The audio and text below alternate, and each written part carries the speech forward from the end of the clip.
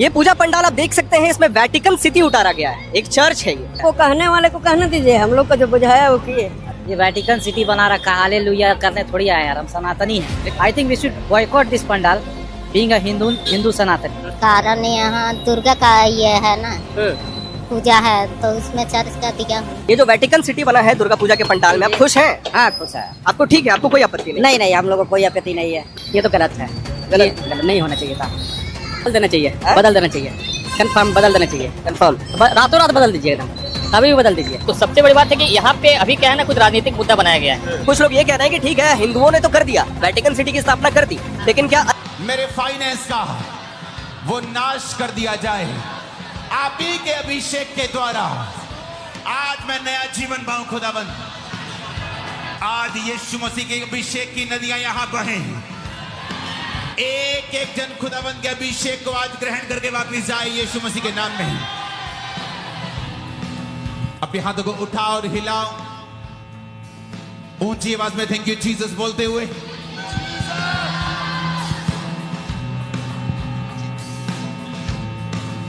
हिलाओ अपने हाथों को। अगले 5 मिनट हम गैर भाषा में प्रार्थना करेंगे, अपने हाथों को हिलाकर।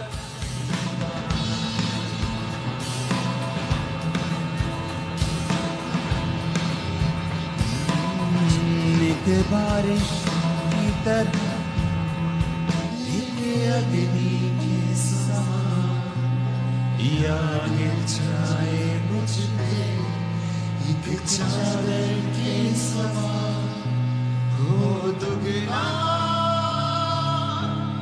और ताज़ा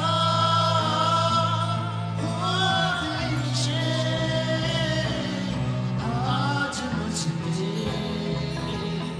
अपने हाथों को उठाओ। जीसस ने कहा अगर कोई प्यासा है तो मेरे पास आए, मैं उसको जीवन का जल दूंगा, बल्कि वो जीवन का जल उसके अंदर से भी बहेगा और वो फिर कभी प्यासा ना होगा। आज इस वचन को सुनने के बाद और इस प्रार्थना में जो आपके लिए होगी, आप पवित्र आत्मा के अभिषेक से भरपूर किए जाएंगे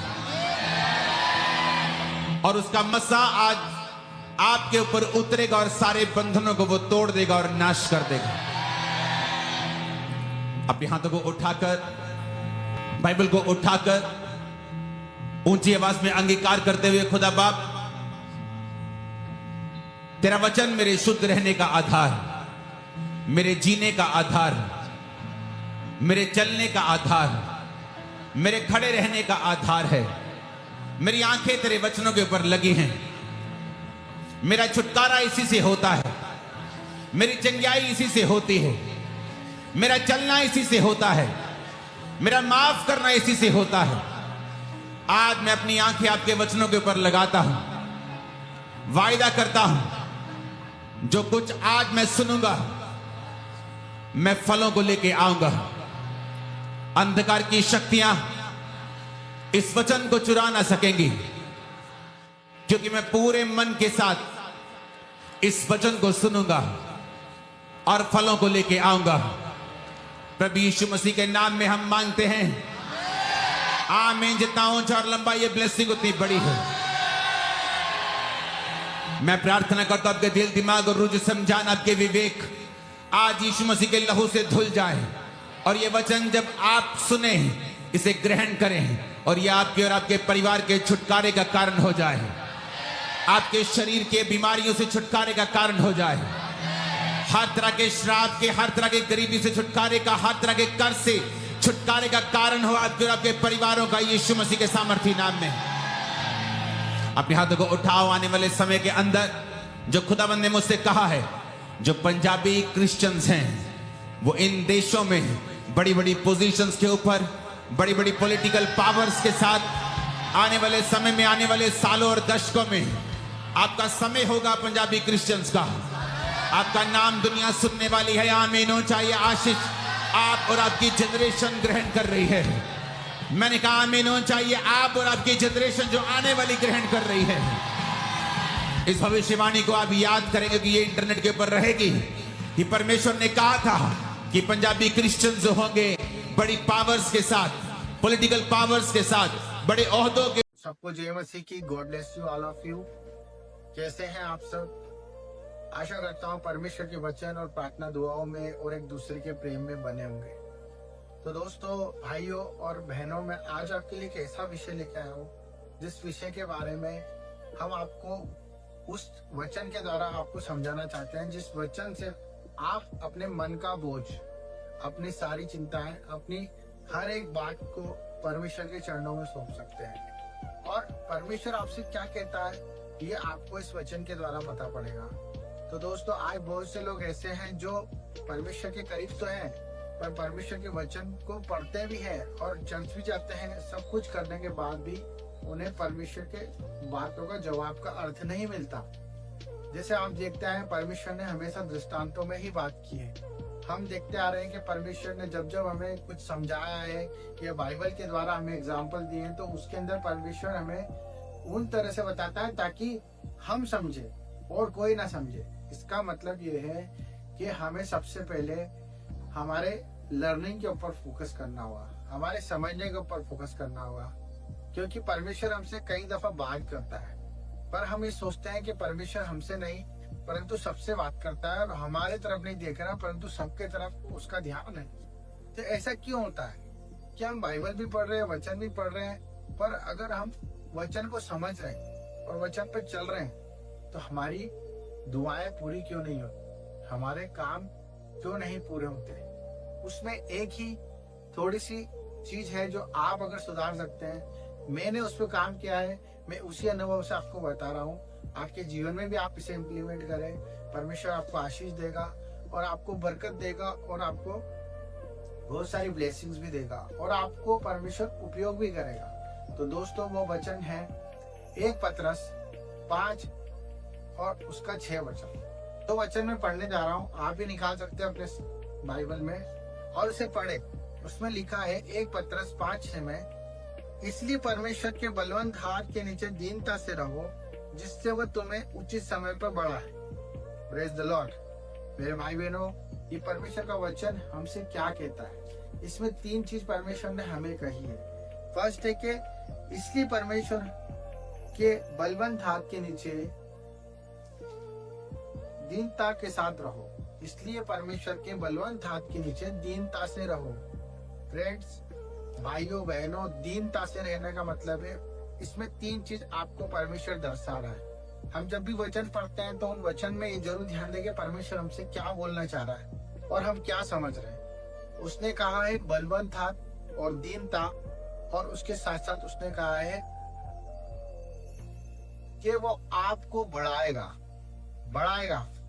मतलब उसमें साफ साफ लिखा है बलवंत हाथ के नीचे रहो, और उसके साथ साथ परमेश्वर आपको बढ़ाना चाहता है। आपको बताना चाह रहा हूँ, इस वचन के अंदर परमेश्वर ये कह रहा है उसके बलवंत हाथ के नीचे रहो। कैसे रहो? दीनता के साथ। जब हम दीनता के साथ रहेंगे तो परमेश्वर हमें उचित समय में बढ़ाएगा। इस वचन को मेरे दोस्तों 4 से 5 बार पढ़ो, आपको समझ में आएगा कि परमेश्वर क्या चाहता है। हमें दीन बन के जीवन जीना है, दीनता के साथ हमें परमेश्वर के साथ चलना है। जिस तरह परमेश्वर का वचन कहता है कि अपने क्रूस उठाओ और फल की इच्छा मत रखो और बढ़ते जाओ, परमेश्वर की ओर देखते जाओ, क्योंकि जीवन में आपको कठिनाइयां आएगी, तकलीफ आएगी, पर परमेश्वर का वचन क्यों पूरा होता है जब हमारे जीवन में, जब हम दीनता से चलते हैं। अगर हम दीनता से नहीं चलेंगे मेरे दोस्तों, अगर हमें कोई अहम होगा, कोई मैं होगा, कोई अकड़ होगी, कोई क्रोध होगा, या हम ये सोचेंगे कि ये बड़ा है, ये छोटा है, इसमें प्रेम नहीं है, इसमें प्रेम है, या हर बात का हम व्याख्या करते रहेंगे, हम घमंड से भरे रहेंगे, तो हम कभी भी परमेश्वर के वचन को पूरा होते नहीं देखेंगे। हमें यीशु मसीह के समान, जिसे परमेश्वर का वचन उसके पास आया और वो खुद ही वचन था, उस वचन पर उसने दीनता के साथ कोड़े खाए, दीनता के साथ मार खाई, दीनता के साथ उसने अपनी जिंदगी को दे दिया गया। वो दीनता हमें भी परमेश्वर को देना है। तो परमेश्वर कहता है कि उसके बलवंत हाथ के नीचे हम रहेंगे। हाँ, जब हम दीनता को अपनाएंगे तो परमेश्वर के बलवंत हाथ हम पर बना रहेगा। और बलवंत हाथ नहीं, बलवंत हाथ, वो बलवंत हाथ जिसमें आशीष है, जिसमें चंगाइयां है, जिसमें छुटकारा है, जिसमें आपके लिए वो हर एक रहस्य, हर एक वो आशीषें रखिए जो आप आज मांग रहे हैं। दीनता और बलवंत हाथ। परमेश्वर क्यों आपसे ऐसा बोल रहा है? क्योंकि हम कहीं ना कहीं क्रूर होते हैं, कहीं ना कहीं हम अपनी समझ का सहारा ले लेते हैं। क्योंकि परमेश्वर का वचन एक ये भी कहता है कि तू अपनी समझ का सहारा लेना, वरना संपूर्ण मन से परमेश्वर की अधीनता में चल। ये सब क्यों कहा गया है? परमेश्वर ने हमें उचित समय पे बढ़ाने के लिए कहा है इस वचन में। अब उचित समय आपको नहीं पता है, परंतु परमेश्वर को पता है। उसी प्रकार जब कुम्हार इस मिट्टी को बनाता है दोस्तों, तो मिट्टी को बहुत सानता है, बहुत रोंदता है, और फिर उसको चक्के पे डाल के बहुत घुमाता है, और फिर आकार भी देता है, फिर जाके एक मटका बनता है। उसी प्रकार जब तक हम उस कुम्हार को, उस परमेश्वर के पुत्र को, उस परमेश्वर को, पवित्र आत्मा को अपना जीवन नहीं सौंपेंगे, तो हम इस वचन को अपने जीवन में पूरा होते नहीं देखेंगे। हम चंगाई नहीं होते देखेंगे, हम छुटकारा होता नहीं देखेंगे, हम ब्लेस होते नहीं देखेंगे अपने आप को, हम परमेश्वर के करीब नहीं देखेंगे अपने आप को, उसके प्रेम को नहीं जान पाएंगे। तो परमेश्वर हमसे सिर्फ यही चाहता है मेरे दोस्तों, मेरे भाइयों, मेरे बहनों, कि हम समर्पण कर दें। यस, हम अपनी तकलीफों को समर्पण कर दें, अपनी बुराइयों को, अपनी हर एक सोच को, हर एक प्रकार की चिंताओं को जो आज आपके जीवन में बढ़ रही है, जिसका सॉल्यूशन नहीं दिखता है, जिसके लिए आप दिन रात प्रयास कर रहे, कोशिशें कर रहे, करना बंद कर दीजिए। क्योंकि परमेश्वर का वचन कहता है कि दीन बनो, दीनता से चलो, नम्र बनो। जब आप नम्र बनोगे, उसके आज्ञाकारिता में चलोगे, तो वो उसकी तरह से हमें बनाएगा। क्योंकि जन्म देने वाला वो है, और उसी ने हमें रचा, उसी ने हमें गढ़ा, और उसी ने हमें मुर्दों में से जीवित किया। तो हम अपने आप में कैसे अधिकार रख सकते हैं? हम कुछ भी नहीं है। अपनी सारी चिंता, अपनी सारी टेंशन्स, माँ बाप की, परिवार की, कर्जों की, बीवियों की, बच्चों की, पढ़ाई की, एनीवे टेंशन्स, सब परमेश्वर के अधीनता के साथ दीनता में आ जाओ। जब हम दीनता में आ जाएंगे, तो परमेश्वर के इस वचन को पूरा होते देखेंगे। अगर आपको मैसेज अच्छा लगा मेरे दोस्तों, भाइयों, अपना समर्पण परमेश्वर को दे, और मुझे भी आशीष दे कि मैं जो काम कर रहा हूँ उसमें बढ़ूं, और आप सबके सामने अच्छे अच्छे वचन, परमेश्वर की बातें रख पाऊं। तो thank you for watching my channel. सबको जय मसीह। आमीन।